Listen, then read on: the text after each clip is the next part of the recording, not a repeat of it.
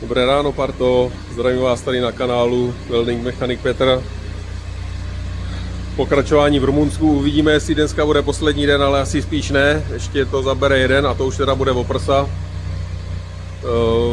Včera se mi povedlo dodělat tu lopatu, dodělat ty uši a dneska mě čeká, potřebuji dodělat ještě tu druhou lopatu, kterou jsem vlastně rozdělal hned nějak na začátku a teď ji potřebuji dodělat, aby měli jako rezervní, tak na to nemrknou.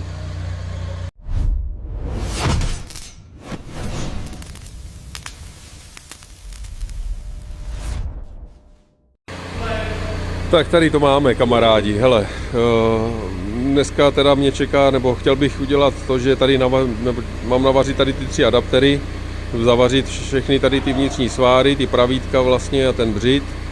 Chtěl bych na to udělat i mezizubní segmenty a ještě nějaký tvrdonávar, no, tak nevím, jestli je to reálný to za dnešek stihnout nebo ne, budeme to muset nějak otáčet. Marťas potřebuje ten bagr taky, ten tam dělá ten motor, ale musí ho zvednout, protože ze spoda tam co si potřebuje montovat, takže bagr nebude. Tak uvidíme, jestli to dneska stihnu, jako ideálně jo, pak bych tam měl jeden den nějaký takový jako rezervní, jestli ne, tak to bude takový našponovaný. No, jinak včera teda jsem dodělal tady tohle z toho, no to se mi úplně nezadařilo s tím napasováním těch uší, tam jsem si toho dole nevšiml. Přiznám se, že normálně to vařím bez příček, ale vzhledem k tomu, jak se mi to povedlo s těma ušima, tak jsem si tam radši navařil příčky na poseru. A vařil jsem to na poseru, tak abych prostě ještě se něco nezdrbalo, protože už nemám čas na nějaký, na chyby už není čas teda. Když se to náhodou nějak uhlo nebo něco, tak by mě z toho asi trefilo. Takže dal jsem si tam takhle příčky, dneska už to bude studený, můžu to v klidu odříznout. Tady ty uši budou tam, kde potřebuju a tím pádem tohle pro mě uzavřená kapitola a teď teda musím ještě dodělat tady tuhle potvoru, no. Tak jo, kamarádi, já jdu na to, skutí do toho a půl je hotovo. Tak, já mám dovařený ty adaptery všechny tady z téhle strany. Teď si nachystám ty mezizubní segmenty, ještě dám tam mezizubní desky pěkně, aby to fakt ochránilo ten hlavní břit, to je super věc.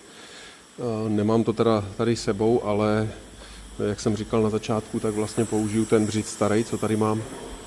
Co jsem z toho odřízl, ten tenkej, to je 30, jo, tak to je úplně ideální na mezizubní segmenty, akorát na tom tady bylo vepředu navařená nějaká ščudla, ještě něco, tak to teďka odrážku vlastně tady tohle pryč, aby zůstal jen ten hlavní břit samotný a pak si z něho pěkně nařežu ty segmenty a to bude na 2x to ještě vyjde normálně, úplně paráda, se bude dát krásně použít.